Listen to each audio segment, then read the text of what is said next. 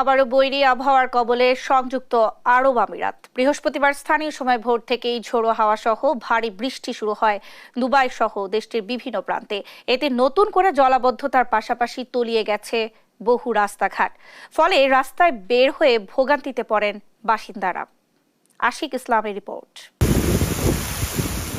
মাত্র কয়েকদিন আগেই স্মরণকালের ভয়াবহ প্রাকৃতিক দুর্যোগ কাটিয়ে ওঠা সংযুক্ত আরব আমিরাত আবারও বৈরী আবহাওয়ার কবলে পড়েছে।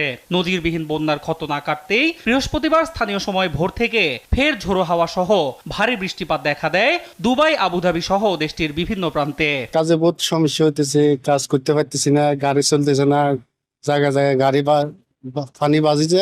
10 বছর ধরে দুবাইতে, এই বছরের মধ্যে এত বৃষ্টি দেখি নাই। বৃষ্টির জন্য ওরা আফসোস করতো, বৃষ্টি কেন হয়নি। এখন তো আল্লাহর রহমত, যেমন নিয়ামত এই দেশের জন্য বৃষ্টি হচ্ছে। এদিন স্থানীয় সময় ভোর 3টার দিকে বজ্রপাতের শব্দে জেগে ওঠেন দুবাইয়ের বাসিন্দারা। এর কিছুক্ষণ পরেই শুরু হয় বজ্রবৃষ্টি। আবহাওয়া দপ্তরের পক্ষ থেকে ভারী বৃষ্টিপাতের পূর্বাভাস দেয়া হয়েছিল আগেই। ভোরের দিকে ভারী বৃষ্টিপাত শুরুর পর সারা দেশে নতুন করে সতর্কতা জারি করা হয়, যা আগে থেকেই মুঠোফোন বার্তার মাধ্যমে জানিয়ে দেয়া হয়। এদিন আবুধাবি ও আলাইনে ভারী থেকে মাঝারি বৃষ্টিপাতের খবর পাওয়া গেছে। এছাড়াও দুবাই ও শারজার বেশ কিছু অঞ্চলে প্রবল বাতাস ও বৃষ্টিপাতের খবর জানিয়েছে স্থানীয় গণমাধ্যম।